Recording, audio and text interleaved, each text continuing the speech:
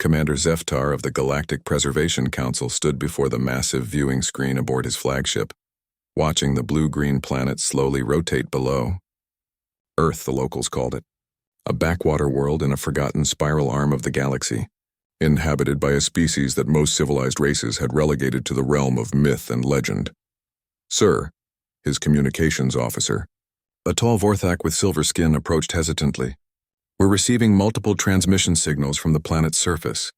They appear to be primitive radio waves. Zeftar's 4 eyes blinked in sequence, a sign of amusement among his people. Primitive indeed. How quaint that they still use electromagnetic radiation for communication. He turned to his science officer. What's our assessment of their technological development? The science officer, a crystalline being whose body chimed softly as she moved, consulted her readings.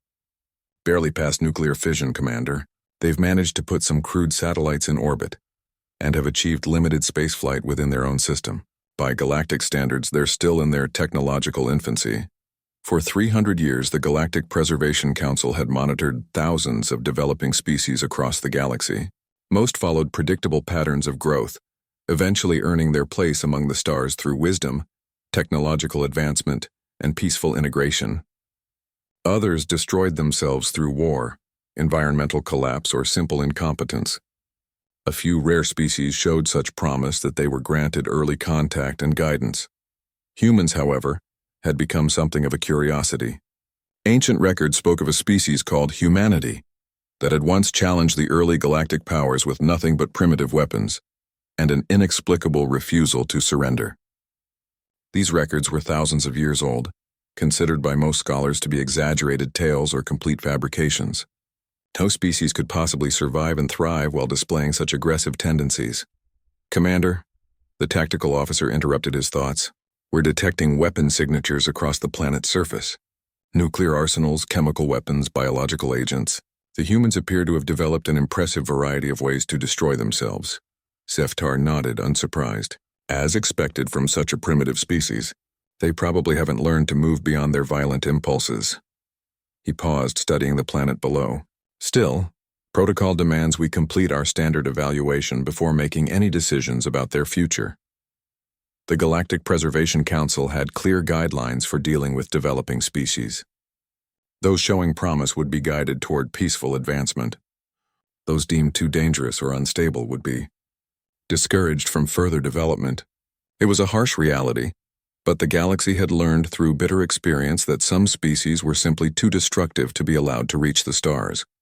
Sir, we're picking up something unusual, the communications officer reported. Multiple broadcast signals containing what appears to be fictional entertainment. Stories about space travel, alien contact, interstellar warfare.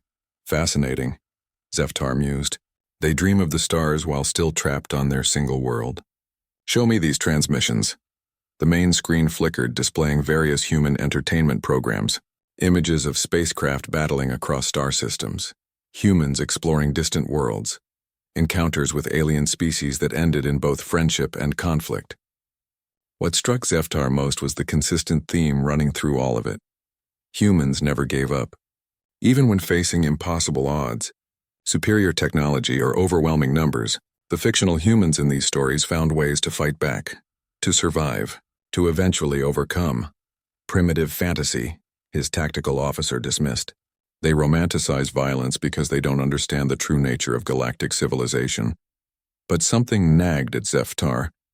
The ancient records spoke of humans with similar characteristics. Stories of human soldiers fighting against impossible odds, of human colonies that refused to surrender even when facing total annihilation, of human explorers who ventured into the unknown with nothing but determination and crude technology. Sir, the science officer's chiming voice interrupted his thoughts. We're detecting several artificial structures in their system, crude space stations, robotic probes heading toward other planets, and what appears to be construction of a permanent base on their natural satellite. Zeftar's eyes widened. Most species took centuries to achieve even basic spaceflight capability after developing nuclear technology. Humans had accomplished it in mere decades. Their progress was accelerating at an unprecedented rate. How long until they achieve faster-than-light travel? He asked. The science officer consulted her instruments. At their current rate of advancement, perhaps 50 to 75 years. Possibly less if they overcome their political divisions and focus their efforts. The bridge fell silent. In galactic terms, 50 years was barely a moment. Most species took millennia to develop FTL technology. If humans could achieve it in less than a century, they would be among the fastest developing species ever recorded. Commander, his strategic advisor, an ancient being whose species had been part of the Council since its founding, spoke for the first time. If the old records are accurate, if humans truly are the same species that caused so much chaos in the early galactic period, then we face a significant decision. Zeftar knew what his advisor meant. The Council had a choice to make. They could make contact now, while humans were still confined to their single system, and attempt to guide their development toward peaceful ends. Or they could wait and see what kind of species humanity became when they finally reached the stars on their own. The third option, the one that protocol suggested for potentially dangerous species, was to ensure they never reached that point at all. "Sir, incoming transmission from Council headquarters," the communications officer announced. "Priority Alpha classification." Zeftar straightened. Priority Alpha meant the highest levels of the Council were involved. He activated his private communication array and listened as the familiar voice of High Counselor Vrexhan filled his quarters. "Commander Zeftar, you are to maintain surveillance of the human species but take no direct action at this time. Recent archaeological discoveries have confirmed that the ancient records regarding humanity are accurate. They are indeed the same species that nearly destabilized the early galactic order 3,000 years ago. We must determine if they have evolved beyond their destructive nature, or if they remain the same threat they once were." The transmission ended, leaving Zeftar alone with his thoughts. Below him, Earth continued its slow rotation, unaware that its entire future hung in the balance. Somewhere on that blue-green world, humans were going about their daily lives, building their crude spacecraft, dreaming their dreams of the stars, completely oblivious to the fact that they were being watched and judged by powers beyond their imagination. For now, humanity was safe. But Zeftar knew that safety was temporary. Soon, very soon, they would have to prove themselves worthy of joining the galactic community, or they would be stopped before they could threaten the peace that had taken millennia to achieve. Dr. Sarah Chen pressed her face against the cold glass of the International Space Station's observation window, watching the stars wheel slowly past as the station completed another orbit around Earth. As the mission's xenobiologist, she had spent months scanning deep space signals for any hint of extraterrestrial intelligence. What she had found 3 days ago changed everything. "Sarah, you need to see this," called Dr. Marcus Webb from the communications array. His voice carried an excitement that made her stomach clench with anticipation and fear. She floated over to where Marcus was hunched over a bank of monitors, his face illuminated by the soft glow of data streams. "What is it? Remember those anomalous readings we picked up last week? The ones that didn't match any known pulsar or stellar phenomena?" Marcus pointed to a series of wave patterns on his screen. "I've been running them through every decryption algorithm we have. Sarah, these aren't natural signals." Sarah's breath caught in her throat. "You're certain? Look at this pattern structure. It's too complex, too organized to be random cosmic noise. And there's something else." Marcus switched to another screen showing a 3-dimensional map of local space. "The signals are coming from multiple points in our solar system's outer regions. Whatever's sending them, there's more than one source down on Earth. Similar discoveries were being made in secret laboratories and hidden research facilities around the globe.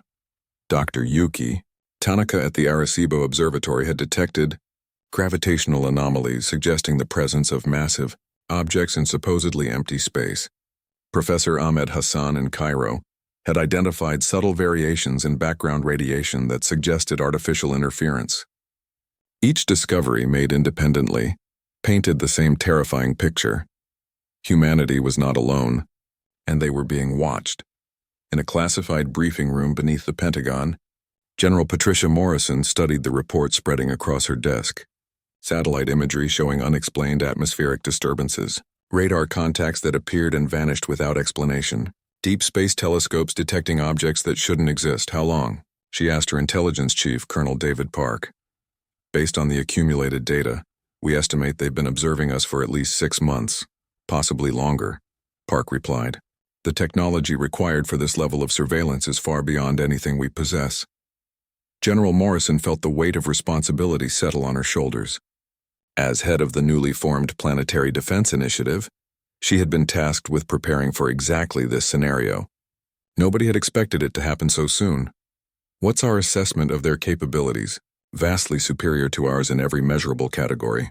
Stealth technology that renders them effectively invisible to our sensors. Gravitational manipulation that suggests they can move massive objects without detectable propulsion. Energy signatures that indicate power sources we can't even theorize about. Morrison stood and walked to the wall-mounted display showing Earth's orbital space. And their intentions? Unknown. They appear to be conducting detailed reconnaissance of our military capabilities, technological infrastructure, and population centers. But so far no hostile actions. Yet, Morrison added grimly. Meanwhile, in research facilities around the world, humanity's greatest minds were working frantically to decode the limited data they had gathered. Dr. Elena Vasquez at CERN had detected particles that shouldn't exist according to current physics.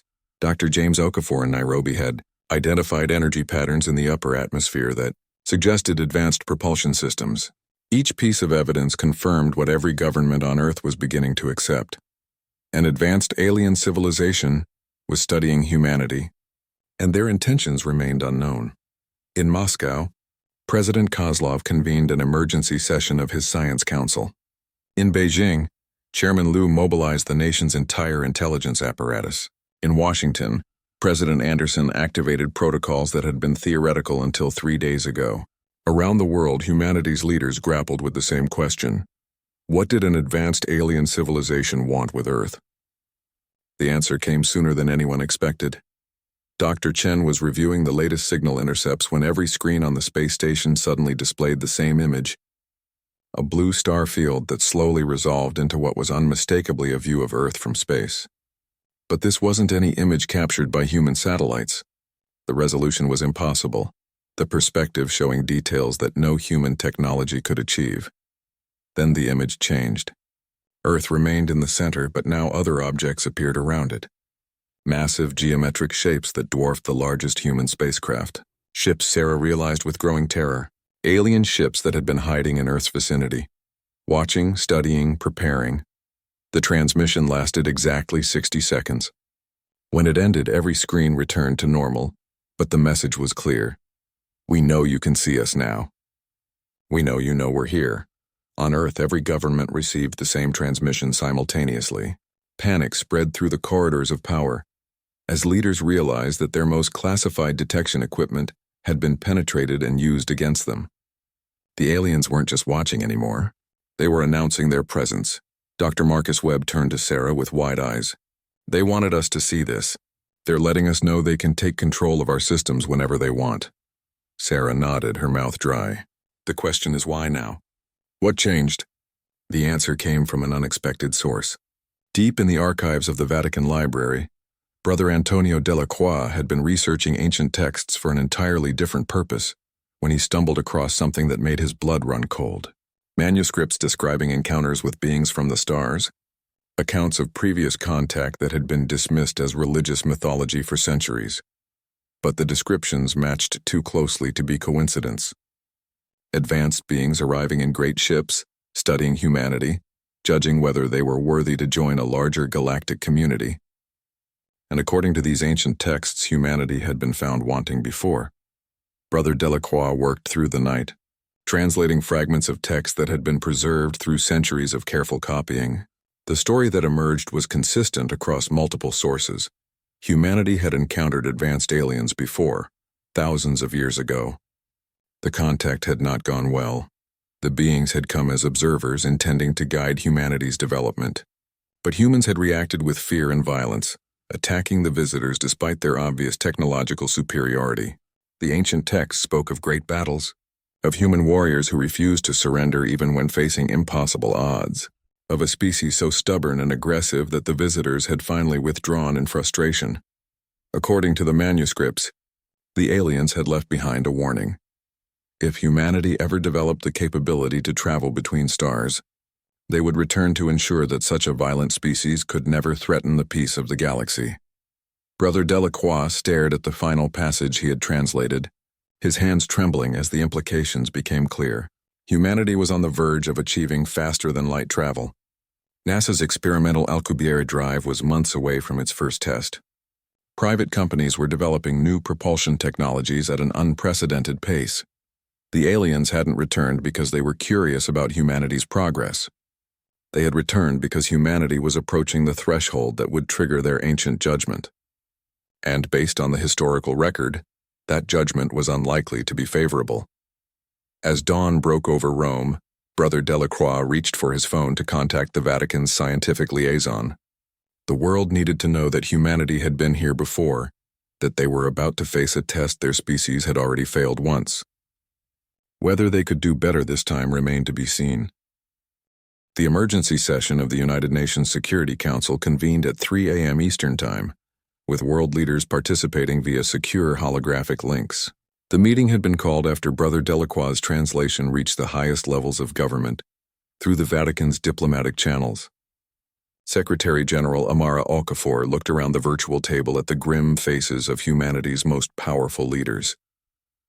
"Ladies and gentlemen, we face an unprecedented situation," she began. "Based on newly discovered historical evidence and current alien surveillance, we must consider the possibility that we are being evaluated for potential elimination." President Anderson leaned forward in his chair. "Let's be clear about what we're discussing. According to these ancient texts, our visitors tried peaceful contact before and humanity responded with violence. They left but promised to return if we ever became capable of space travel. Now they're back. The question," interjected President Kozlov, "is whether they intend to give us another chance or if they've already decided our fate." Chancellor Weber spoke from Berlin, her voice tight with tension. "Our scientists estimate we have perhaps weeks before they make direct contact. We need to decide how humanity will respond." In the background of the global discussions, Dr. Sarah Chen and her team continued monitoring alien communications from the International Space Station. The signals had grown more frequent and complex since the first transmission. Marcus had made breakthrough after breakthrough in decoding their meaning. "Sarah, you need to hear this," Marcus called urgently. "I've managed to decode some of their communications. They're not just observing us anymore. They're actively debating what to do with us." Sarah rushed to his station where he had managed to translate portions of the alien transmissions into text on his screen. The words that appeared made her blood run cold. Species designation: human. Current threat assessment: unchanged from historical records. Violent tendencies confirmed through ongoing surveillance of warfare, weapons development, and territorial conflicts. Recommendation: intervention before technological threshold reached. "Keep going," Sarah whispered. Marcus's fingers flew across his keyboard, pulling up more translations. "There's disagreement among them. Some faction wants to proceed with what they call preservation protocols immediately. Others are arguing for additional observation time. Preservation protocols? Based on context, I think it means eliminating us before we can spread beyond Earth." On the planet below, humanity's response was taking shape in ways the aliens couldn't have anticipated. Rather than fracturing under the pressure of potential extinction, the species was displaying the same stubborn unity that had characterized their ancient encounters with advanced civilizations. In Shanghai, Dr. Li Wei was leading a crash program to weaponize every piece of technology humanity possessed. "If they think we'll go quietly, they don't understand humans," she told her team of international engineers. "We may not have their technology, but we have something they seem to have forgotten: the absolute refusal to give up." The project, codenamed Prometheus, involved retrofitting every available spacecraft with whatever weapons could be adapted for space combat. Nuclear missiles designed for Earth-based warfare were modified for vacuum deployment. Experimental laser arrays meant for satellite communication were reconfigured as energy weapons. Even the International Space Station was being secretly equipped with defensive systems. Meanwhile, Professor Hassan in Cairo had made a crucial discovery about the alien technology. "Their ships use gravitational manipulation for both propulsion and stealth," he explained to the International Science Council via encrypted video link. "But gravitational fields can be disrupted. We may not be able to match their technology, but we might be able to interfere with it." The plan that emerged was audacious in its simplicity and desperation. Humanity would build a network of gravitational disruptors around Earth, devices that could theoretically interfere with alien ship operations. The technology was untested and based on theoretical physics, but it represented humanity's best chance of leveling the playing field. Commander Zeftar aboard his flagship remained unaware of the frantic preparations taking place on the planet below. His attention was focused on the heated debate taking place among the Galactic Preservation Council's leadership. The humans show no signs of having evolved beyond their violent nature, argued Counselor Vexhan via subspace communication. Their planet is still divided into competing territorial groups. They maintain vast arsenals of weapons designed to destroy their own kind. The historical pattern suggests they cannot be trusted with galactic-level technology. But High Counselor Morden disagreed. Our observations also show unprecedented global cooperation in response to external threats. When faced with potential extinction, they have begun working together rather than turning on each other. This was not documented in the historical records. Zeftar found himself in the unusual position of being asked to make a recommendation that could determine the fate of an entire species. Counselors, I request additional time for observation.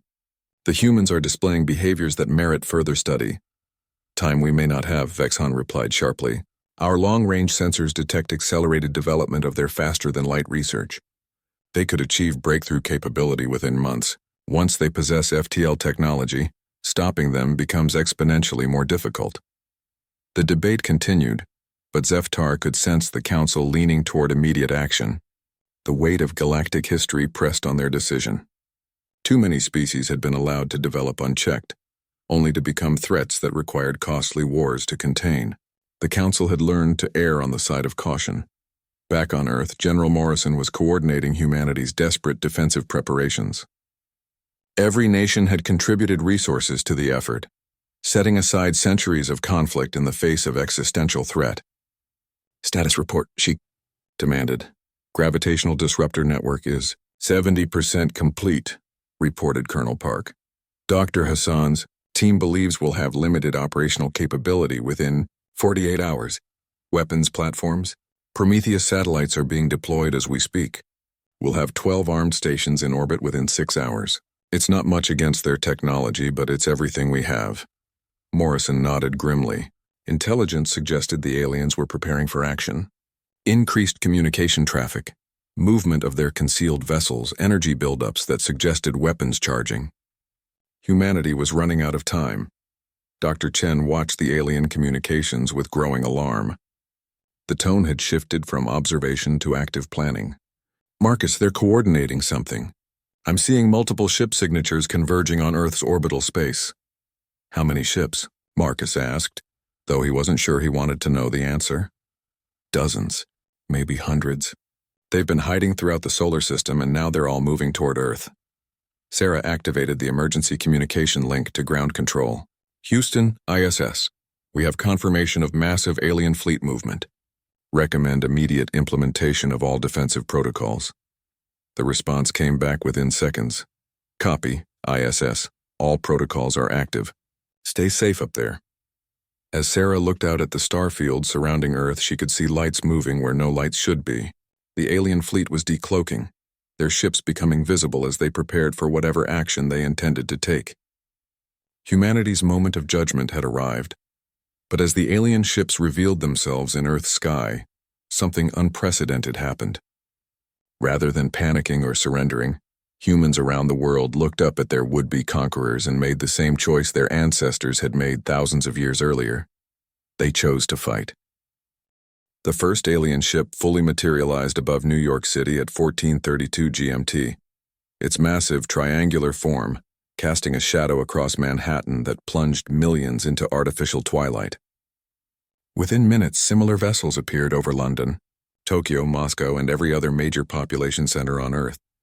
The ships were enormous, each one dwarfing the largest human buildings, their surfaces gleaming with an otherworldly metallic finish that seemed to bend light around them. Commander Zeftar stood on the bridge of his flagship, watching the deployment with mixed feelings. The Council's decision had been unanimous despite his requests for more time. Humanity would be given one final chance to prove they had evolved beyond their violent nature. If they failed this test, the preservation protocols would be implemented immediately. All vessels report ready status, his tactical officer announced. Ground suppression fields are active. Human communication networks have been isolated. Weapon systems are powered but not yet targeted. Zeftar nodded. The display of overwhelming force was intended to prevent human resistance before it could begin. Every military installation on Earth had been identified and could be neutralized within minutes if necessary. The humans would be offered surrender terms that would allow them to continue existing under galactic supervision, their dangerous technologies confiscated, their species confined to Earth under permanent monitoring. Sir, incoming transmission from the planet's surface, the communications officer reported. They're using multiple broadcast frequencies simultaneously. Put it through. The main screen flickered, revealing a conference room where representatives from every nation on Earth sat around a circular table. At the center stood Secretary General Amara Okafor, her dark eyes blazing with determination as she addressed the alien fleet directly. I am Secretary General Okafor of the United Nations, speaking on behalf of all humanity. We know why you're here. We know about our previous encounter with your civilization thousands of years ago. We know you believe us to be too violent and dangerous to join your galactic community. Zeftar leaned forward, intrigued despite himself. The humans had discovered far more about their history than the Council had anticipated. We will not surrender, Okafor continued, her voice steady and clear. We will not submit to judgment by beings who refuse to give us the chance to prove ourselves. If you have come to destroy us, then you will find that humanity has not changed in one crucial respect. We do not go quietly into extinction. The transmission ended, leaving the bridge in silence.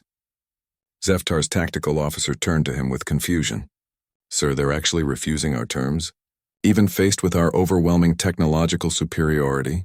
Before Zeftar could respond, alarms began blaring throughout the ship.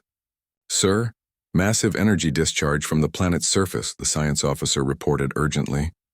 Multiple sources worldwide. They're generating some kind of gravitational interference field. Dr. Hassan's gravitational disruptors activated simultaneously across the globe, sending invisible waves of distorted spacetime rippling outward from Earth. The technology was crude compared to alien science, but it had one advantage. The aliens weren't expecting it. Aboard Zeftar's flagship, systems began fluctuating as the gravitational waves reached them, propulsion showing instabilities, the engineering officer called out. Stealth fields are experiencing resonance interference. Whatever they're doing, it's affecting our gravitational control systems. Zeftar felt a chill of recognition. The ancient records had mentioned human ingenuity, their ability to find unexpected solutions to impossible problems. But those records were thousands of years old. He had assumed that even if they were accurate, primitive humans couldn't pose a real threat to modern galactic technology. Sir, detecting multiple launch signatures from the planet, Tactical reported. Hundreds of projectiles moving toward our fleet position. On Earth, the Prometheus satellites unleashed everything humanity had managed to weaponize for space combat. Nuclear missiles retrofitted with crude guidance systems streaked toward the alien ships. Experimental laser arrays pulsed at maximum power. Kinetic impactors accelerated to incredible velocities by electromagnetic launchers followed ballistic trajectories toward their massive targets, the alien ships. Defensive systems should have effortlessly swatted aside such primitive weapons, but the gravitational disruptors were interfering with their targeting computers, causing their protective fields to fluctuate unpredictably. Several human missiles penetrated the defensive screens, their nuclear warheads detonating in brilliant flashes against alien hulls. Damage to vessels 7 and 12. Tactical reported with disbelief. How are these primitive weapons penetrating our defenses? Zeftar was beginning to understand. Humanity wasn't trying to match alien technology. They were using their knowledge of physics to exploit weaknesses in systems they couldn't replicate. It was the same approach their ancestors had used 3 millennia ago. If you can't fight them on their terms, change the terms of engagement. Sir, receiving priority transmission from High Counselor Vexhan, communications announced. Vexhan's image appeared on the screen, his expression furious. Commander, implement preservation protocols immediately. The humans are more dangerous than we anticipated. They must be stopped before they can spread their violent instincts beyond their homeworld. But Zeftar hesitated. "Counselor, they're showing remarkable innovation under pressure. Perhaps this creativity is exactly what the galaxy needs." "They're attacking vessels of the Galactic Preservation Council," Vexhan snarled. "This confirms every concern about their violent nature. Destroy them now!" The transmission ended, leaving Zeftar with an impossible choice. Protocol demanded he follow the Council's orders, but something about humanity's response troubled him. They weren't fighting out of pure aggression. They were fighting for survival, for the right to determine their own destiny. Dr. Sarah Chen watched the battle unfold from the International Space Station with a mixture of terror and pride. Human weapons were actually hitting alien ships, causing visible damage to vessels that should have been invulnerable, but she knew it couldn't last. Even with the gravitational disruptors interfering with alien systems, humanity was vastly outgunned. "Sarah, look at this," Marcus called urgently. "I'm intercepting alien communications.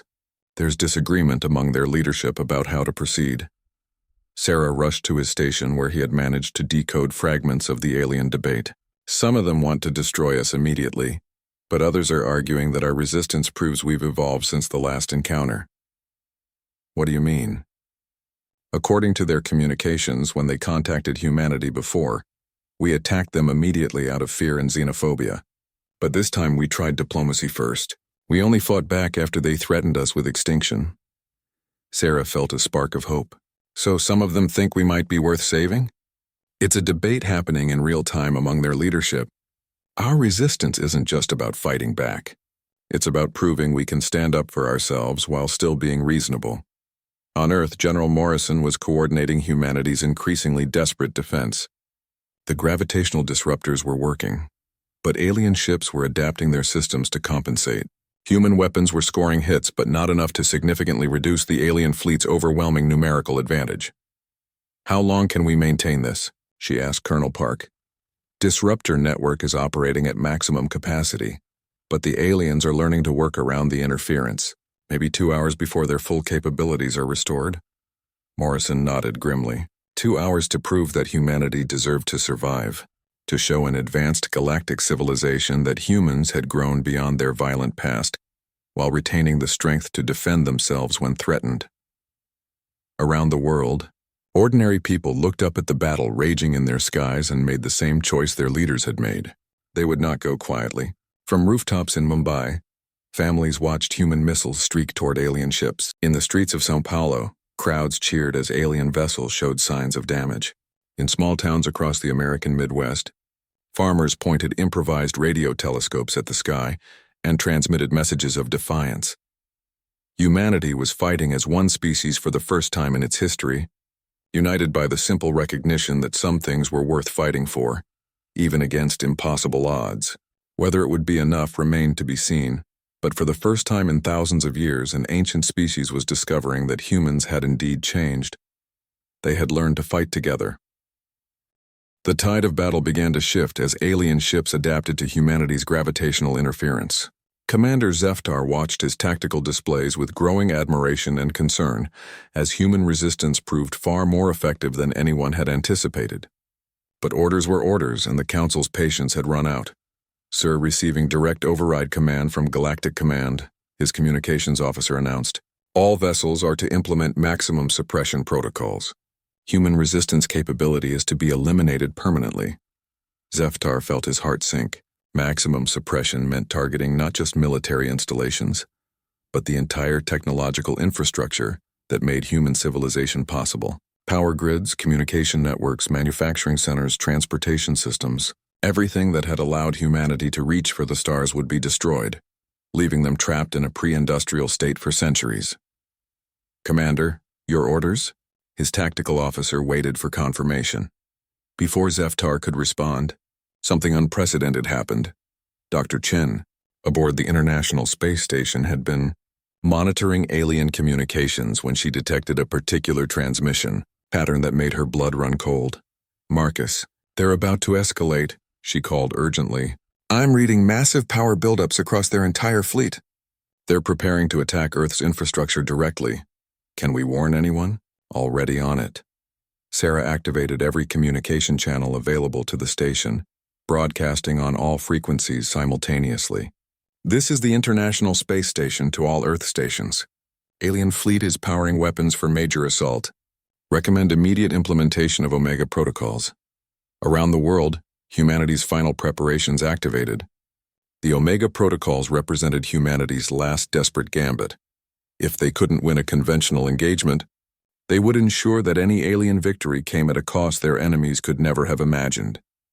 In hidden facilities across the globe, experimental weapons that had never been tested, activated simultaneously. Dr. Li Wei's team in Shanghai had developed something they called quantum mines, devices that could theoretically destabilize the exotic matter that powered alien ships. Professor Hassan's gravitational research had produced focusing arrays that could create miniature black holes. In underground bunkers, nuclear physicists had prepared antimatter charges that could theoretically breach even alien defensive screens. None of these weapons had ever been tested in combat. Most existed only in prototype form, but humanity was past the point of caution. Omega protocols are active, General Morrison confirmed over global communication networks. All stations, this is our final play. Make it count. The first quantum mine detonated near an alien cruiser above London, creating a cascade effect through the ship's exotic matter containment systems. The massive vessel flickered, its smooth hull rippling like water before internal explosions tore it apart from within. Debris rained down toward Earth, burning up in the atmosphere like falling stars. Aboard Zeftar's flagship, chaos erupted as his science officer struggled to understand what had just happened. Sir, the humans somehow destabilized a Class 7 cruiser's exotic matter core. I don't understand how they even knew such technology was vulnerable to quantum resonance. Zeftar realized with growing amazement that humanity had done it again. Faced with superior technology they couldn't match, they had found ways to turn that very superiority into weakness. The more advanced alien systems were, the more complex failure points they possessed that human ingenuity could exploit. Sir, multiple weapons signatures across the planet, Tactical reported. They're launching everything they have simultaneously. The space around Earth erupted into chaos as humanity unleashed its entire arsenal of experimental weapons. Miniature black holes created by gravitational focusing arrays punched holes through alien defensive screens. Antimatter charges detonated against ship hulls with the force of small stars. Kinetic impactors accelerated to near light speed tore through alien formations like cosmic bullets. But the most devastating weapon humanity deployed wasn't technological at all. It was psychological. Dr. Chen had continued monitoring alien communications throughout the battle, and what she discovered changed everything. Marcus, they're terrified, she said with amazement. The alien commanders are completely unprepared for this level of resistance. They expected us to surrender or be easily defeated. How can you tell? Listen to their tactical communications. They're calling for reinforcements, requesting permission to withdraw, questioning whether their mission parameters are still valid. Some of their commanders are arguing that humans have proven themselves worthy of galactic citizenship through this resistance alone. The psychological impact of humanity's refusal to surrender was rippling through the alien fleet faster than any weapon. For 3,000 years, the Galactic Preservation Council had dealt with developing species that either accepted guidance peacefully or collapsed under pressure. They had never encountered a species that not only fought back effectively, but did so while maintaining moral authority. Secretary General Okafor's voice cut through the chaos as she broadcast again to the alien fleet. We're not fighting you because we hate you. We're fighting because you're trying to destroy us without giving us a chance to prove ourselves. If you want to judge humanity, judge us by what we do when everything is at stake. Her words were being translated and transmitted throughout the alien fleet, where they were having an unexpected effect. Many alien species in the Galactic Preservation Council had themselves once faced similar judgment. They remembered the fear, the desperation, the choice between submission and extinction. Commander Zeftar found himself at the center of a fleet-wide debate as ship commanders began questioning their orders. Sir, his communications officer reported, Captain Morthak of the destroyer Sentinel is requesting clarification of mission parameters. He believes the humans have demonstrated sufficient evolution to warrant reconsideration. I'm receiving similar transmissions from 12 other vessels, Tactical added. Fleet cohesion is breaking down as commanders debate whether to continue the assault. Zeftar realized that humanity had achieved something remarkable. They had turned their would-be executioners into their jury, forcing the alien fleet to truly evaluate whether the species before them deserved destruction or deserved a chance. On Earth, the battle continued to rage as human weapons found their marks with increasing frequency. The quantum mines had proven devastatingly effective against alien exotic matter systems. Gravitational black holes were disrupting entire ship formations, but humanity was paying a terrible price. Several major cities had been damaged by falling debris from destroyed alien vessels. The gravitational disruptor network was burning out under the strain of continuous operation. "Sir, we've lost the London and Tokyo disruptor stations," Colonel Park reported to General Morrison. "The network is down to 60% capacity and falling." Morrison knew they were running out of time. But as she watched the tactical displays, she realized something extraordinary was happening. The alien fleet's attacks were becoming less coordinated, less decisive. Some ships were pulling back while others continued the assault. The enemy was arguing among themselves. High Counselor Vex Han's voice crackled through subspace communications to the fleet. "All commanders will cease unauthorized debate and implement preservation protocols immediately." The humans' resistance confirms their dangerous nature, but his words were met by an unprecedented response. Commander Zeftar activated fleet-wide communications and addressed his fellow officers directly. "Fellow commanders, I have observed this species for months. Yes, they are capable of violence, but they use that violence to protect themselves and others, not to dominate or destroy. They fight us not from hatred, but from love of their freedom and their future." Captain Morthak was the first to respond. "My analysis concurs, Commander Zeftar. These humans show courage, ingenuity, and moral conviction under extreme pressure. These are qualities the galaxy needs, not fears." One by one, other ship commanders added their voices to the growing consensus. The humans were indeed violent, but their violence was directed toward protection rather than conquest. They were indeed stubborn, but that stubbornness prevented them from accepting injustice even when faced with overwhelming force. Dr. Sarah. Chen watched the alien fleet's formation begin to dissolve as individual ships started withdrawing from combat positions. "Marcus, something's happening. Their fleet coordination is breaking down." "Are they retreating?" "I don't think so. It looks like they're voting." Indeed, across the alien fleet, an unprecedented democratic process was taking place.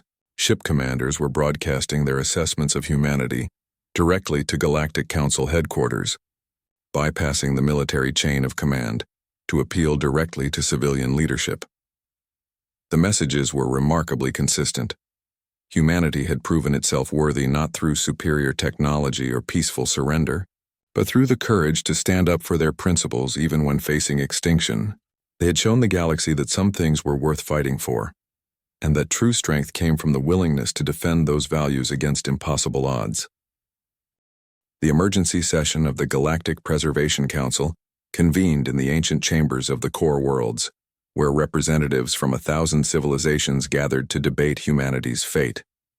The circular amphitheater, carved from living crystal that pulsed with soft bioluminescence, had witnessed countless decisions that shaped the galaxy's destiny. Never before had a single species generated such passionate disagreement among the council's members.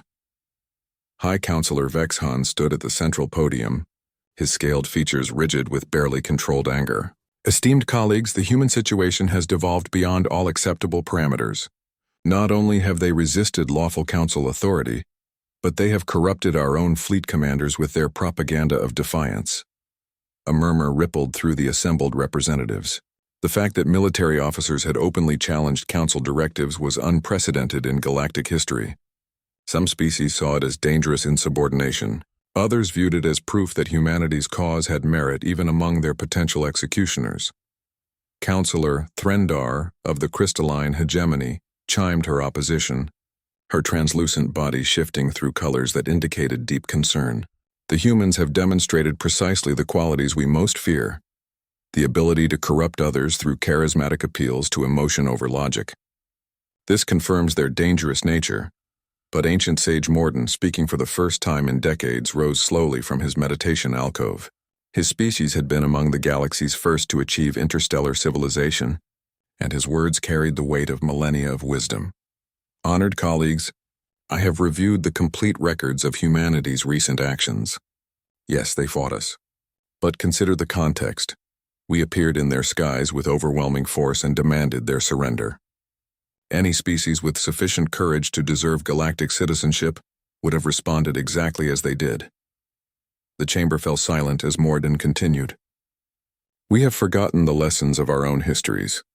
Every species in this chamber once faced the choice between submission and resistance when confronted by forces beyond their understanding. Those who submitted too easily were deemed unworthy of advancement. Those who resisted appropriately were eventually welcomed among us. On Earth, the aftermath of the battle painted a complex picture of humanity's first contact with galactic civilization. Cities around the world bore scars from falling debris and energy weapon discharge, but the damage was far less than anyone had feared. More remarkable was humanity's response to their partial victory.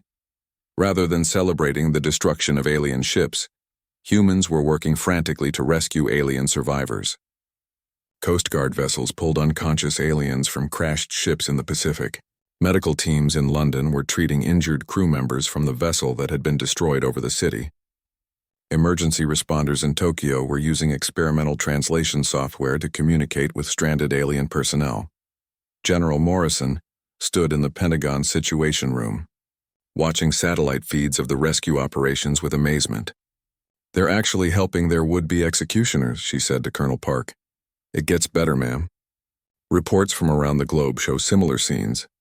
In Mumbai, local doctors are working with alien medical technology to treat injured crew members.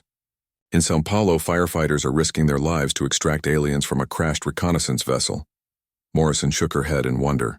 24 hours ago, they were trying to kill us. Now we're risking human lives to save them. The rescue operations were being broadcast throughout the alien fleet, where they were having a profound impact on the remaining commanders.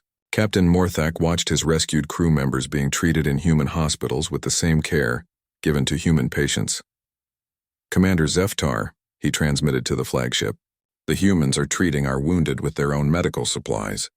They're using resources they desperately need for their own people to save aliens who were trying to destroy them hours ago. Zeftar was equally moved by what he was witnessing. The battle had revealed humanity's capacity for violence when threatened, but the aftermath was revealing something even more important: their capacity for mercy when victory was achieved. This was the quality that separated worthy species from dangerous ones.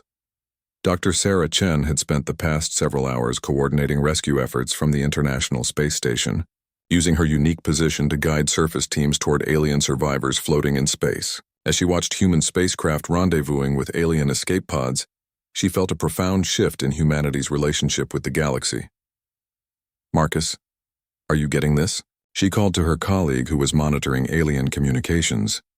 Their entire fleet command structure is in chaos, Marcus reported. Ships are independently declaring their support for human citizenship. Some are even requesting permission to make formal contact for diplomatic purposes. What about their leadership? That's where it gets interesting. The Galactic Council is in emergency session, and the debate is being broadcast throughout their civilization. It's not just military commanders anymore.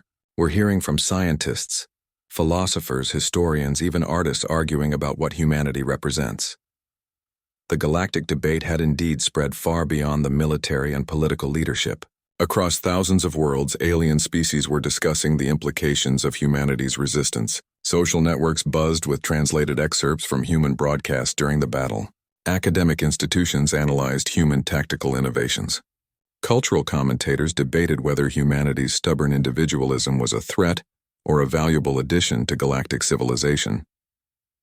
Dr. Kathara, a prominent xenosociologist from the Verdant Worlds, published an analysis that captured the attention of millions. Humanity represents something the galaxy has not seen in millennia, a species that values individual freedom above collective security. While this creates certain risks, it also provides benefits we have forgotten. Innovation thrives when beings are free to disagree with authority. Progress requires those willing to challenge conventional wisdom. Her words sparked fierce debate across the galactic community. Some species argued that individual freedom inevitably led to chaos and conflict. Others suggested that the galaxy's current stagnation might be the result of too much conformity, too much deference to authority. Meanwhile, on Earth, humanity was grappling with the realization that they had forced an entire galactic civilization to question its fundamental assumptions. President Anderson addressed the world from the Oval Office, his words being translated and broadcast throughout the alien fleet. "We did not seek this conflict," he said simply. "We only sought the right to determine our own destiny.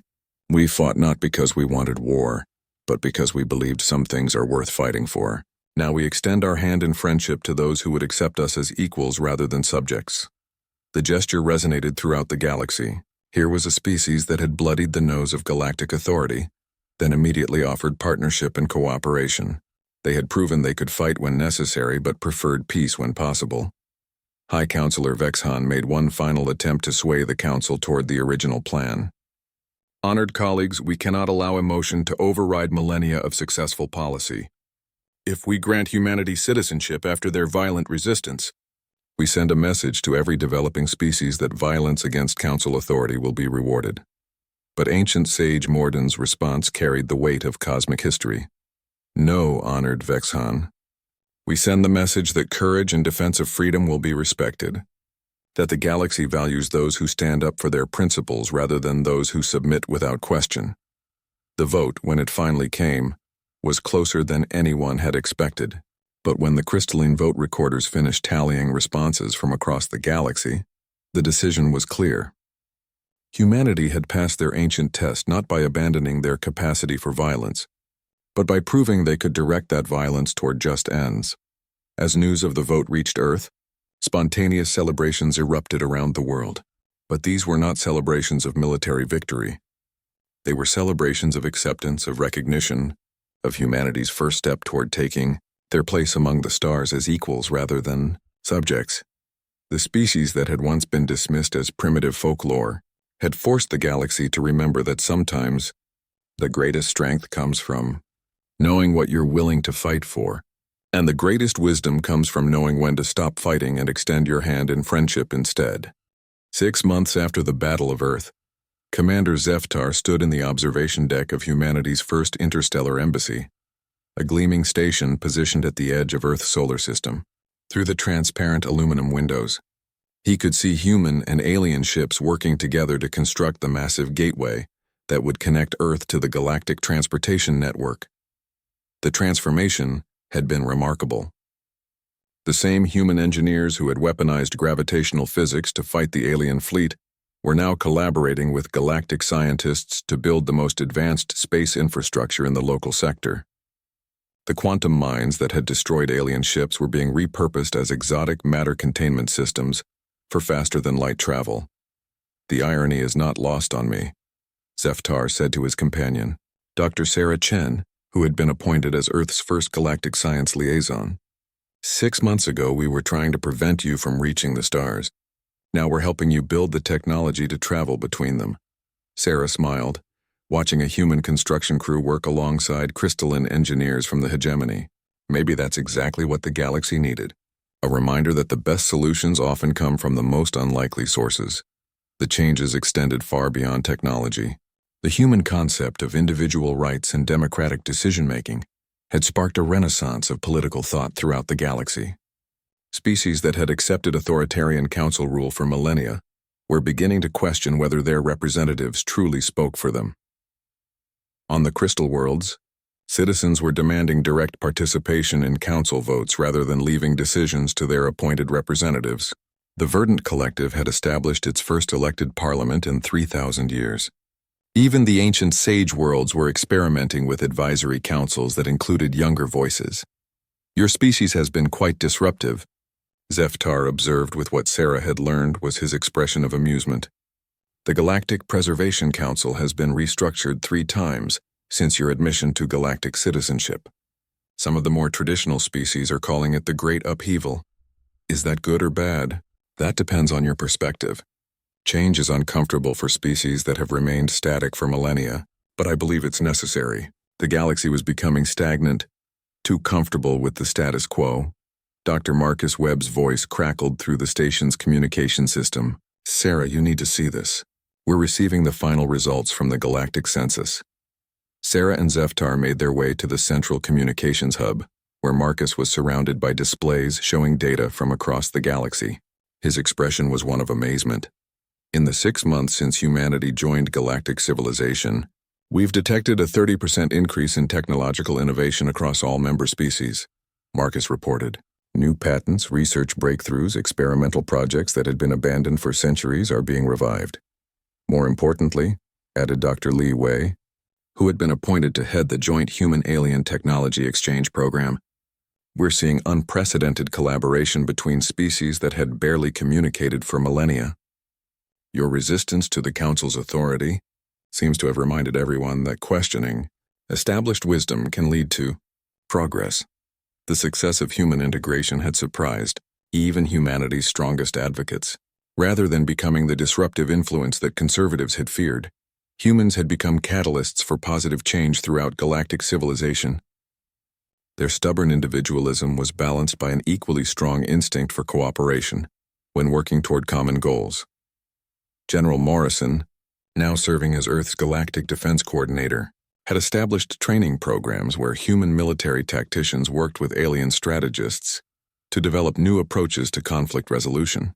The same innovative thinking that had allowed humanity to fight effectively against superior technology was being applied to diplomatic and economic challenges. We've resolved 17 territorial disputes in the past 3 months using mediation techniques adapted from human negotiation strategies, she reported during the weekly galactic security briefing. Turns out that species respond well to the human approach of finding solutions that allow everyone to maintain their dignity while achieving their core objectives. But perhaps the most significant change was occurring in the realm of exploration and discovery.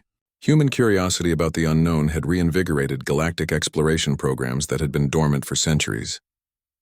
Joint human-alien expeditions were pushing into previously unexplored regions of the galaxy, making discoveries that challenged fundamental assumptions about physics, biology, and the nature of consciousness itself.